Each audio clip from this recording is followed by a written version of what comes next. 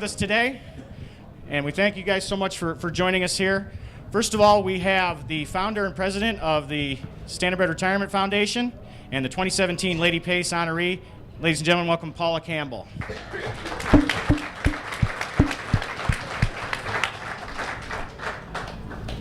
Also with Paula is a Hall of Fame three-time winning jug driver. You might know him best as the cover boy for the September 2017 issue of Hoofbeats magazine. He's also the president and CEO of the Hambletonian Society and Breeders' Crown. Ladies and gentlemen, welcome John Campbell. This is our 11th USTA Speaker Series. John's been with us all 11 years. Every year he says, I don't know why they want to see me again. But every year he's got something new going on, so we're glad to have him here again. And we have a first-time guest, also a member of the Harness Racing Hall of Fame, two-time jug-winning driver, and now the president of the Central Ontario Standardbred Association. Ladies and gentlemen, welcome Bill O'Donnell.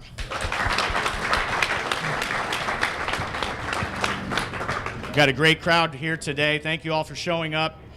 This is for you, so if you have questions for John or Paula or Bill, raise your hand. I'll come over with the microphone. Otherwise, we'll just chat with them here today. So, first of all, first-time guest Bill O'Donnell. What brings you here to Delaware this year? Well, I haven't been for quite a few years, TJ, and thanks for having me. And I just thought I'd like to come and take in the sights and watch the race today. All right. Again, if you have any questions for our three guests, go ahead and raise your hand. Oh, here we go. Let's get started. I hate to jump right into it, John, but there's been a lot of back and forth online about the changes in the jug this year and 3 heats, and if it's ever going to come back. And I wonder what you think the chances are of 3 heats ever coming back, because I think a lot of people want it. A lot of people miss the tradition of the jug, the proving ground for horses that are truly great horses. You know, I'll always be here. We love the jug, but it's not quite the same. Well, I understand the tradition part. There's no question about that. But I know you want 3 heats, but anybody that trains horses does not want 3 heats. And that's the issue. Both Burke and Brian Brown yesterday said they weren't concerned about that. Well, they could be, but they're in the minority. Okay. Obviously, you know, we had 8 horses this year. We're not getting 30. We used to get 30. And I know. There's a reason for that. Obviously, the fall crops, there's a number of factors in there. Now, if we were going for $1.5 million every year, I'd say leave the 3 heats because they'll race no matter what. But we don't. So how can we get that? $1.5 million? $1 million and a half? Well, if you come up with $1 million, we've got 600,000 already. We're all set. Yeah, that's all it takes. Start passing the hat. And that's an issue. And we've talked about it on the Jug Society for years. We have to get that purse up, and people are trying to, but it's all about money. It's all about there's dollars. So many competitive races at the same time. Well, not that many for the jug. I mean, there's other races, but they don't go for 600,000. But there's so many races later in the year that people are reluctant to put their horse through this grueling 3 heats. It's an adjustment for the way our horses have changed. The horses have changed dramatically since the jug started. They've changed dramatically. Yeah, changed dramatically since Bill and I started driving horses. Horses are so much different. If we used horses the way you can now, when we started, they would literally walk, and because they just couldn't handle it. But now they go so fast. They're a different animal. They're much more fragile, and it's an adjustment to where the breed has gone. Another question: is there any chance we'll ever see the age pacers here again? Again, it comes back to money. If you're putting up $1 million, put up another couple 100,000, they'd be glad to go for them on Sunday. Again, it's about dollars, and they certainly tried with the age pace here, and it was a great race for a number of years. But again, we're going for around 60,000. Wasn't enough because there is too much competition for those age pacers that go for 100 or 200 other places. I'd still be happy to see the ones that were willing to come here for 60,000. But You know, they don't have to. But yeah, I understand, but they were getting 4 and 5 horse fields. That's no good for them here from a betting aspect. You have to have full fields to make the bet work. And if you're putting up 60,000, get 4 or 5, and you're not betting enough on it, it just doesn't make financial sense. It's a shame because like Pet Rock's race and many others. Very Oh yeah, exciting. they had some great races here. I They mean, did. obviously, I was involved with a number of them, and it was a great thing when they had that age pace on Sunday. But again, it just ran out of steam because of the competition for those horses going for more money at other places. I don't have the millions, but I'll say some prayers. Okay. All right. Thank you. Okay, thank you for that question. I see there's a question over here, but Bill, I want you to weigh in on this. What do you think about the jug heat format and then the changes that they've been making to it? Well, I think, this year, I think, there's a short field because of Brian Brown's 2 horses. I think, if I had a horse and he wasn't, I didn't think he could beat those 2 you're racing for third money, so I would maybe stay away too. But next year there might be 25, so I think that's a moot point. But the 2 heat things, I think it's as a trainer. I mean, from my point of view, with training horses too, it is really tough on a horse, and you get all the big money coming behind the jug. You go to Lexington, you get the Breeders' Crown, and it's really tough on them. So I think it's the 2 heats it'll be okay, I think. Okay, we still have a question over here. I saw someone's hand up. Hold on a moment. I would like to ask you, Bill, just briefly describe some of your drives with Annihilator. Well, the ones that I remember the most are the ones I get beat with him, I guess. But you hear people saying, well, the only good reason he got beat was a bad drive. That's true with me and him. The time he really got beat, and he won probably the best race of his life, was in the Pilgrim Pace, and he was parked first up the whole way, and Turbo Dallas beat him. But it was pretty easy. Once I cleared to the front, I felt awful good. It was just from the point of going behind the gate until you got clear and could get him to the front, and luckily he liked that, and it worked good for both of us. All right, again, raise your hand. Yeah, can you turn the volume up a little bit? They're having trouble hearing in the back. Okay, again, if you have any questions, go ahead and raise your hand. We are working on the volume for you folks in the back. We have a question right here. This is for Mr. O'Donnell. August 16th, 1993. I was there that day in Springfield. Describe exactly Campbell's world record mile. Well, it wasn't the greatest day of days, for heat and humidity, but Freddie was kind of really cautious with him. He warned him off an extra trip and was waiting to a certain time to go, and he went, and I went on the track with him, and Fred was kind of afraid he wasn't going to go very good, and he just said, listen, if it's too windy, bring him back.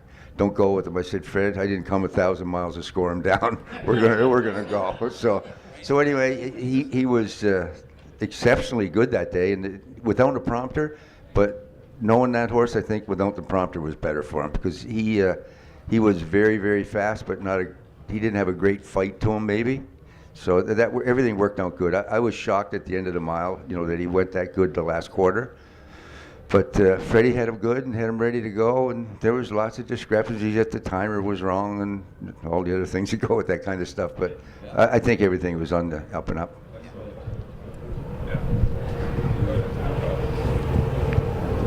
All right, I have a question for you, Paula. We can talk racing all day, but you're in charge of an often overlooked and a very, very important part of the harness racing industry, which is Standardbred Aftercare. So can you tell us about your work as founder and president of the Standardbred Retirement Foundation? We find homes for horses when they're done racing. We're the only charity out there for animals, for horses, Standardbred only. We have 200 waiting to come into our program because we only have stalls for 25 to get them ready, to get them sound, to break them for riding. And we are constantly raising money to try to feed, shoe, and vet all the horses that are waiting to come in because we have to board them out. We don't have stalls for them. So it's just with all the racing every day, everywhere, it's just a constant problem that we have with these horses. By the time we get them, they're not in good shape. So we keep track of every horse that gets adopted out. We check on them every 6 months. We have the ability to take them back if they're not being cared for.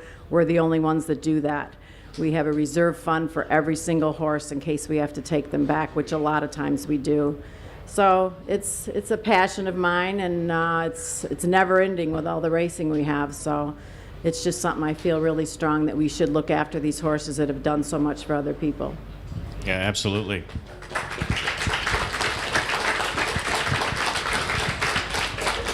We have a question right here in the front.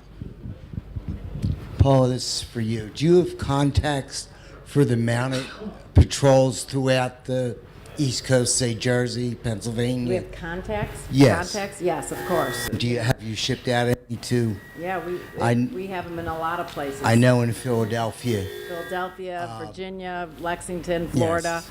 Actually, Canada. I know one of the horses that is Yes. in Because Philadelphia. a lot of times they're just not adoptable for riding. So some people if we have people that will just put them in their paddock and love them for the rest of their lives, and they're really not for anything but to look at. But we have a lot of really good people that do that. So, yeah. It's always necessary. Yeah. I know that they were involved in Philadelphia. I was involved in Philadelphia, man. Okay. Well, thank you. All right, we have a question here. Yeah, I'd like to ask John because he does it. Everybody here more or less gambles, and everybody handicaps. What do you look at? Middle half? I mean, do you handicap at all, or do you just go with the flow as such, or do you go middle halves, go last quarters? Or I know position's important, but what would you do for handicapping if you were on the other side? Well, as a driver, we handicap the race similar to you as a bettor. You know, we're trying to figure out what horses can do, what drivers' tendencies are, how do you think the race will break. I was always, and always still am, a big last quarter guy. It means a lot to me. Unless a horse just got torched to the half, that last quarter is one of the major factors I use in thinking how a horse fits in the race. But, you know, as far as us as drivers, and even now, I'm handicapping races, thinking about betting on horses. Just trying to look for value. It's very similar to what I did as a driver, trying to figure out how the race is going to go and how that horse fits into that pattern of the race, and if he's going to be in a position at the head of the stretch to be successful. Yeah, but so is that middle half important, or doesn't it? Oh, middle half, yeah. I mean, if you get and that's something you can't predict the middle half because you don't know how much pressure is going to come from the outside, especially on a half-mile track.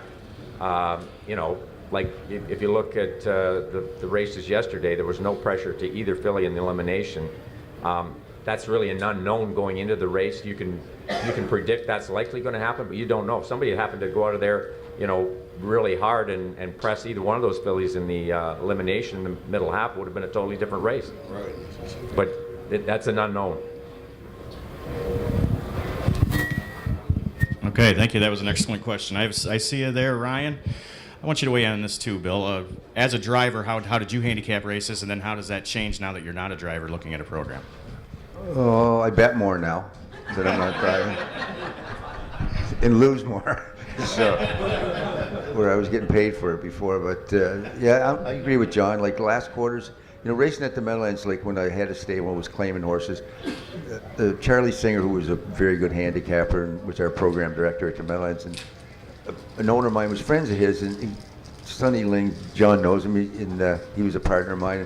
He'd come up with these horses to claim and go, Sonny, what do you think in claiming this or that one? Well, Charlie said. Well, Charlie was a big middle half guy, like the gentleman was just speaking about, that if they went fast, like through the middle half back in those days, a quarter and 27 seconds or something, then we claimed a lot of horses like that, and they raced really well. So I kind of always kept that in mind. And in the sports I used to, you know, they'd identify each quarter. Now you have to guess, you know, if you're good at math, you know, how far they were off or how fast they were going. But and then like the other drivers, if you're driving against guys night after night after night, you kind of know their tendencies too. Some guys like to pull early, leave early, you know, all the different things. So it's and then all the thinking you do, and when you get behind the gate, you throw it all away. You kind of got to just to play it by ear then most of the time. So when you are racing against other drivers night after night after night, do drivers tend to have tendencies that you can play off of, or is it more about knowing what all the other horses are doing and knowing what they're going to do instead? No, the drivers, they have lots of tendencies. Like our good friend Ron Waples, I always said, the only way he won't leave is if he can't catch the gate. So that was his. He liked to be up front, and it worked great for him. He won thousands and thousands of races like that. John, you want to weigh in on that? Well, it's a combination of looking at the horses, but the drivers, we all have tendencies. I mean, and basically everybody wants to leave nowadays just because the horses can do so much more, and you have to be forwardly placed most of the time to have any success. So the tendencies are more, to aggressive drivers because that's what works now. Okay. I did see a question over here.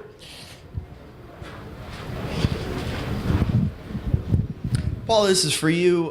Can you describe your biggest obstacle with the SRF? Would it be after you've cared for and rehabbed the horses? Is it finding new careers for them, or is it on the front end where you said you had 25 stalls, you had 200 waiting list?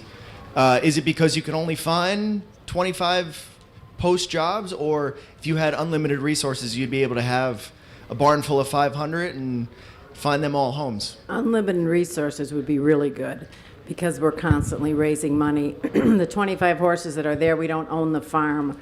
They just give us 25 stalls.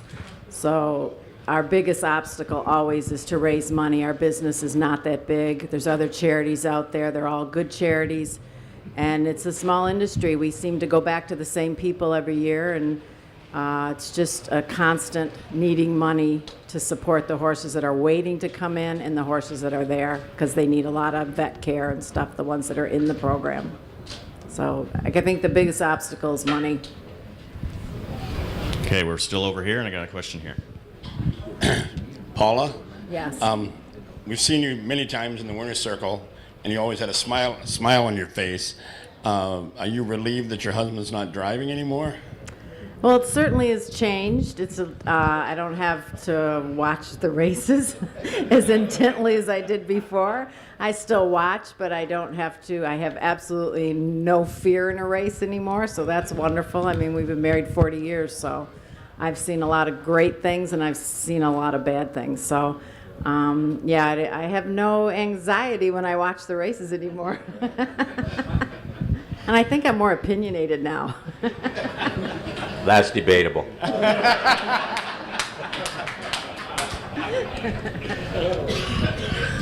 Paula, I'm looking at the bio that we have on you in the program between races 16 and 17. And there's something in there I didn't know, that you participated in the sport as a driver in the Billings Series. Can you tell us about that? And tell us. It was in the way back when, but Joe DeFrank started that little series right at the Meadowlands years ago, and John had problems getting me horses. That's the problem, because he didn't have a stable, so he would go to other people to get me races. But I'll never forget the first time I drove. His name was Frosty Zip, and I was young. I was in my 20s, and I had long hair, and I had my hair tied back in a ponytail and the helmet on, and we're in the back stretch. And the wind was blowing, and my hair was blowing, and all of a sudden, the wind stopped. And the horse just started backing up. And I was like, what happened? The wind was blowing, then it's not blowing anymore. So I get off the bike, and I said, John, he just stopped. He goes, yeah, the groom forgot to give him Lasix. And I'm like, what? And then the last time I drove, I'll just put this on Billy, John got me a horse, Iroquois Indian Chief, remember him? Oh, yeah. And he says, go talk to Billy, he drove him last, find out something about him. Okay, I walk up to Billy, what about this horse? He goes, well, don't leave, because he can't leave. Oh, he don't follow very good either. He goes, why did John get you this one? That's the last time I drove. Oh, thank you for that. I got a question right here behind me. Hey guys, good morning. We had the pleasure of seeing all three of you up in Clinton. This is our 38th jug together. And I wanted to ask you, John, when we make references to coming out here and we tell people about it for the first time, I usually tell them, if you want to see what this is all about, go to YouTube and watch a video replay of Life Sign. To us, Life Sign, or to me particularly, it was probably the greatest individual horse performance I've ever seen out here. Just wanted to know how you felt about him. Well, I'd have to agree. I mean, it was an awesome performance by him and a terrible one by me. I mean, I couldn't have drove him any worse, and he still won. I mean, I was amazed at the time during the race because, you know, once we headed down the backstretch, I'm thinking, geez, I hope Riyadh doesn't win because then we got a chance in the third heat. And so I'm just sitting there with him, and down the backstretch, Jimmy Morrill put the whip on Riyadh's tail and he pinned his ears before we went into the last turn. And I still had a hold of Life Sign. And I'm going, holy smokes, this isn't over yet. And he just kept marching to the wire. It was just amazing performance. And I really think it was one of the greatest races a horse has ever gone. It's hard to argue with that, that's for sure. There's been obviously hundreds of spectacular performances by horses over the years, but if somebody says that's the greatest performance they've ever seen, it's hard to argue against it.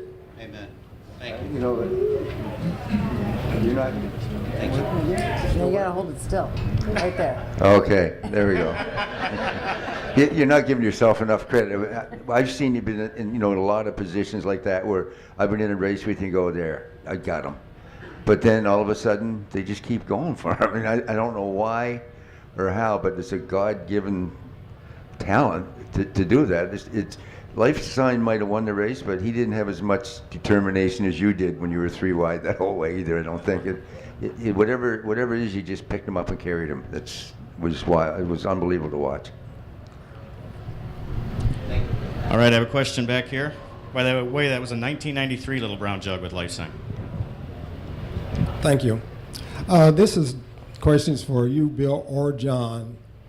Not every horse is a Life Sign. However, I want you to compare the two types of horses, the thoroughbred and the harness horse. Most thoroughbreds in their races are parked, but yet they have some stamina coming home. The harness horse, the average one, will get, if he's parked, he'll get tarred about the 5/8 or 3/4 pole. Can you explain to me why that is, or do you know? Either one. Go ahead, Bill. Well, you're right. They're all different types of horses. A lot of horses that like to sit parked too. They don't mind that.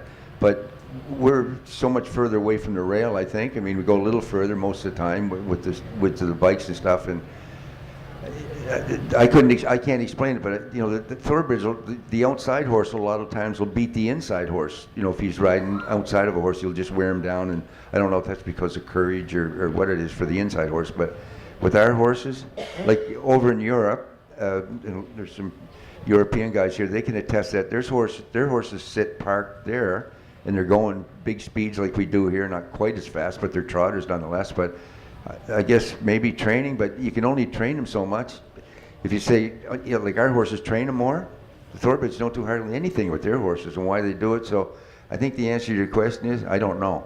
Okay. It took a long time to get to that. Yeah, I'm with Bill. I'm not sure either. I mean, when I watch thoroughbred races, and I'm thinking to myself, would somebody tell those jocks that it's shorter if you stay down at the rail?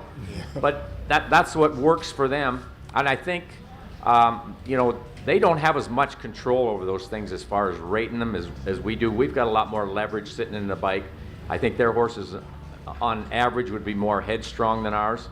So I think a part of it's that they can get them to relax if they sit there, and I think that's a big part of a jock's job, is trying to keep those things quiet and not have them run off and just be unrateable. Okay. Thank you. All right, we're still back here. We got 1, 2, 3. Good morning. Thank you for coming this morning. This is a question for John and Paula. John, you've been in the spotlight pretty much all of your racing career. How neat or how special is it for you, your first year not racing, and they're recognizing Paula and the Lady Pace? Well, it is very special. I've obviously been very proud of her, since the time we got married, and certainly her involvement at SRF. She's just got such a passion for it. So, but it is special. For me, this is the first time I can just relax. I can have a beer after the first race if I want. I could never do that before. So it's really, always great to come to Delaware, and I always knew that I would come here even when I got through driving. So to come here this first year and have Paula honored, it's just really icing on the cake for both of us. Well, I was very honored and humbled by it. I can't say enough about it. They had a little ceremony in the log cabin, and it was just a wonderful presentation, and I just feel very honored. I don't know what else to say. Yeah. All right, thank you. Did I see a question down here? Somebody raised their hand? No? Over here? Just a bit on that. We were at the ceremony at the log cabin here, and they honored David Miller with the Wall of Fame and Sam McKee, and they do a wonderful job here at Delaware of recognizing people. That was just a really nice ceremony, and they're so heartfelt around here when they do honor people. They do really go above and beyond to make people feel special. All right, and we have a question right back here. Excuse me. My question is for you, John. You've just left the driving side of the industry. What does the industry need to do in terms of safety to take it to the next level, both for the drivers and for the horses? I don't think there's much else we can do. I mean, the only thing I would say that needs to be cleaned up, and that's part of what and Bill's on my committee, we're trying to rewrite some of the rules. I think interference has gotten more lax on average across North America. I think they let too much go, and I've thought this for a long time. And that would be my only thing, is just to tighten up the rules and have the judges tighten up the interference, or even the almost interference, because what happens is we're competitors. So whatever boundary the judges put up, we're going to push to that boundary, and if they don't push back, you're going to go over it. That's just human nature for any competition. So I think that would be my only concern with safety, is just tightening up the rules and the calls on interference. And I don't know, I'm not saying it's an epidemic, but I think it's a little more lax than it has been than it used to be, put it that way. Okay, thank you. Yeah, I wanted to bring that up too, John. Talking about the Universal Rules Committee. Tell me what's going on with that, and elaborate more on what you want to accomplish besides interference. Well, it's basically our narrow focus is just on the racing rules, and basically from the time the driver comes to the paddock, or actually gets his license, we've already put in a few rule changes in for this upcoming year with USDA. That deadline was September 1st. It's going a little slower than I thought because we haven't met and got together. We've done everything with email and a conference call, and it's just a little bit cumbersome doing it that way. We're going to make a point to meet in January, get everybody together face to face, and I think we can hammer it out in relatively short order. And it's still really just, the rules have not been rewritten to be as definitive and concise. And I think what we're looking to do is take some of the judgment out of it, so the across the board. So a guy sitting in Las Vegas betting simulcast throughout North America, hopefully we can get to a point where the braking rule, the pylon rule, the whipping rule is all the same. And even the interference would be called very, very similar from track to track. So even as the guy's betting out there, he knows what to expect when he sees an inquiry go up. He knows what to expect when a horse goes inside the pylon. And not only that, for the participants, we know. Because right now, I used to think I knew the braking rule. I don't have a clue how they're going to call it anymore. And that's nobody's fault but the industry's for not having a clear and concise braking rule printed in the program so that everybody's aware of it. Okay, we have a question right here. John, you're talking about the interference. How do you feel about the final of the Hambo? Can you give an opinion on interference? Well, they ruined my first Hambletonian. It's unfortunate that it had happened in our biggest race, and there's certainly side effects from that. It's just one of those things. It's part of racing, interference is, and if you look at David Miller's career, how many horses has he run into over his career? It'd be, minimal, and it happened in the biggest race, unfortunately. But that's part of racing. Now, one of the side effects from all that scrutiny was slowing down that videotape. Everybody, the whipping became an issue, and it didn't look good. A couple of the guys coming through the stretch, they're slugging on those horses. It wouldn't have been near a big an issue if nothing had happened, but that's just a side effect of what happened, of all the scrutiny of everybody dissecting that stretch drive and then looking around and go, holy smokes, these guys are wailing on these things, So that's something that as the Rules Committee is going to address, obviously, the whipping. Okay, great question. I see you up there in the front, gentlemen. I see you back here. I got a question from Twitter, where we are live streaming on the internet. A gentleman asked if you plan on any trips to Australia or New Zealand soon.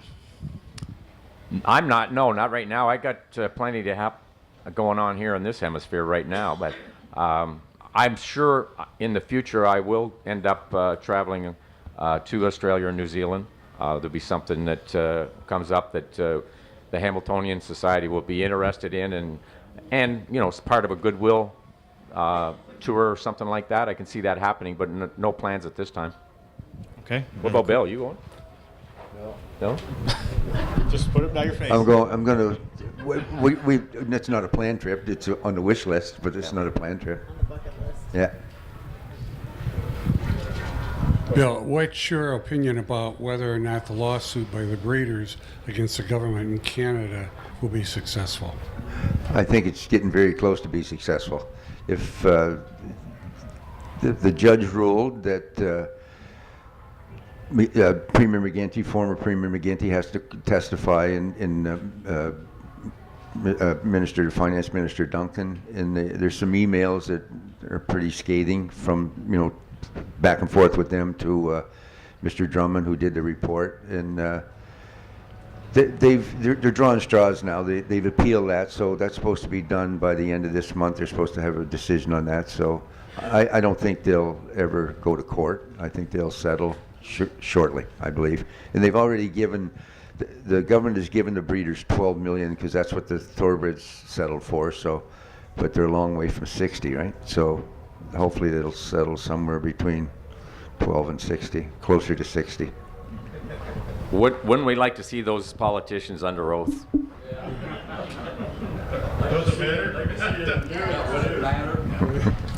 Yes. Oh, it would matter. You lie under oath, you go to jail. I can tell you anything I want up here today and nothing happens, but you get under oath, and it doesn't matter who you are, and you lie, and they catch you, you're going to jail. Doesn't matter which country you're in either. Bill, this is for you. Are we able to get any closer to the standardization of medication for horses throughout North America, state by state? And John, and for you also, Bill. I don't know. It's a tough one. What makes it really tough is the RMTC. When they're in the RCI, they're the next step. The RMTC, when they're sitting there and they want to get rid of Lasix, I mean that's their starting point is Lasix. With the thoroughbreds, 99% of them are on Lasix. That's a big stretch. So if they would leave that one alone and go on to the next one, they might have a chance. But as long as that's on the table, I can't see it ever advancing very far positively.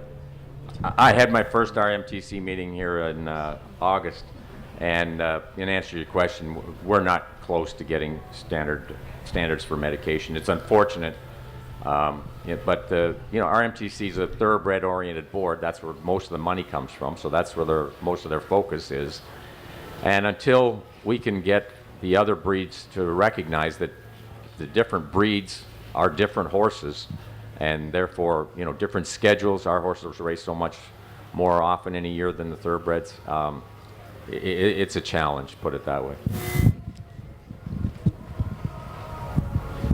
All right, I see you all the way back here. Anybody else have any questions? We got about 10 minutes left.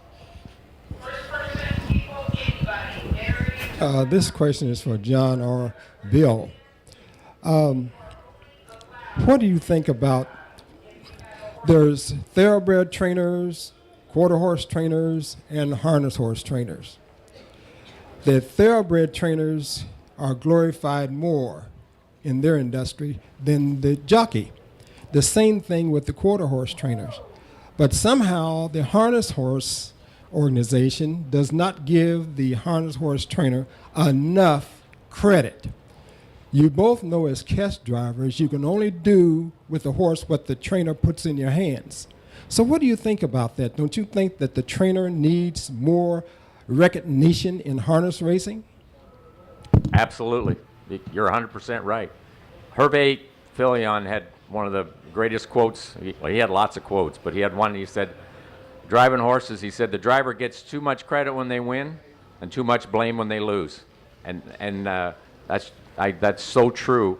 And, you know, you're absolutely right. The trainers are overlooked in here because, you know, they spend all the time with them. We spend 10 minutes on the track, you know, and then go to the gate. You're absolutely right. I don't have an answer for you. And I'm sure Billy will agree with me on this, that the trainers are overlooked, and I don't know the reason for that. I agree 100%. I don't think myself or John or any of the top guys are guilty of not giving the trainer credit. I mean, I always did. I know, you know, like you said, we spend 10 minutes with them and they spend 24/7 with them. All we do, our job is to do a little thinking for them for 10 minutes and try to keep them out of trouble. But where he's got from that point, or where whoever bought him as a baby and started putting a harness on him to that point to be in a race like the Little Brown Jug, I didn't have much to do with that. Just other than that 10 minutes I'm going to drive him. Thank you.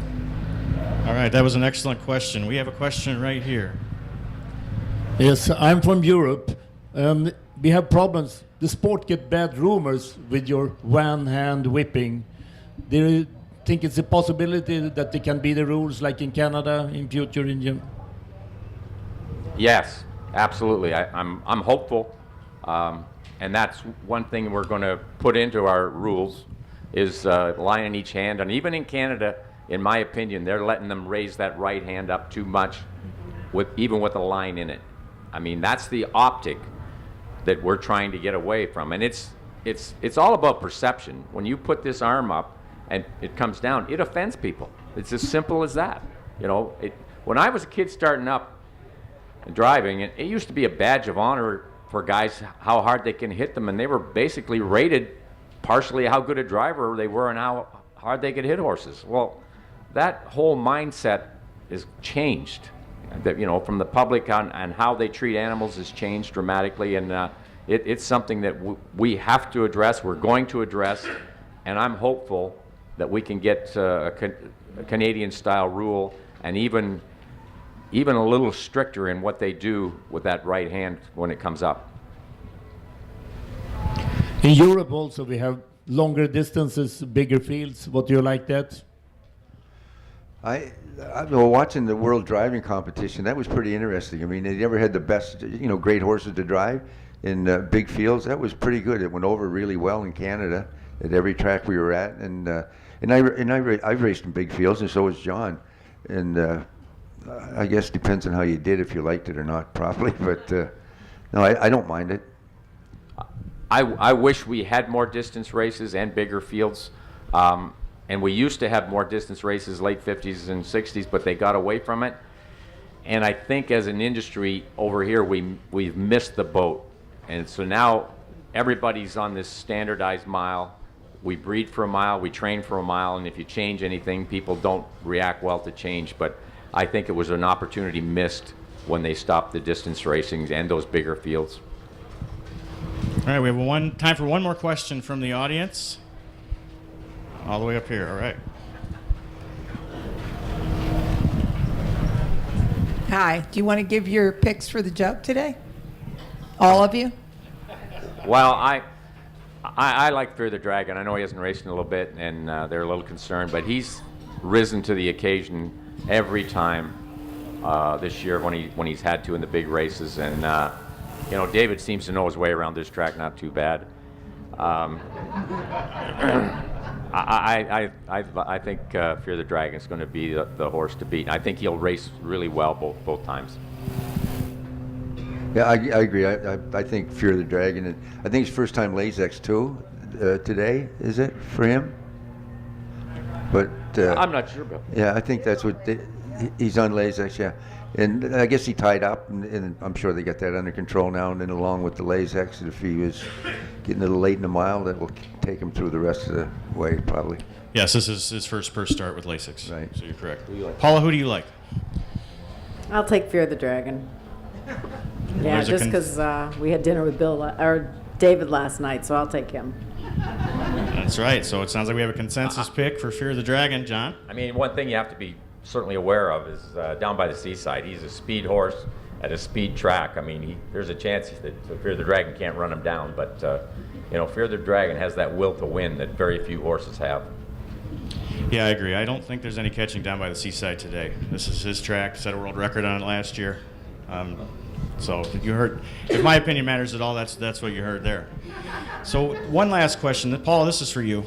In the October issue of Hoofbeats, we're doing a huge feature on John Campbell's retirement tour, as it were. And in our video interview with him, he said that you were his biggest fan. And I think, John, you said that she was your lobster? Yeah. Nobody knows what that is. Yeah. So first of all, what in the world does that mean? And what's it like to be the Well, wife if of the anybody world's watched greatest the driver? show Friends, when they were on a break, do you remember when they were on a break? Ross. Huh? Ross. Ross. Yeah. And when he kind of messed up, and then Phoebe said, "You can't mess up. She's your lobster." So that's where that came from. And what's it like to be the wife of the world's greatest driver for so long? Well, I've never thought of it as the wife of the world's leading driver. We got married when we were very young, and we kind of grew up together. So he's just my husband and my friend, and a wonderful father to my children, and we just kind of grew up together. So he's always been great to me, for me and to me, but I've never really thought like some guy last night at the table showed me a picture on his phone. We didn't know who he was, and he just showed me the picture. He goes, "You know this guy?" And I go, "Yeah, I sleep with him for the last 40 years." Thanks so much, everyone, for joining us. John Campbell, Paula Campbell, and Bill O'Donnell.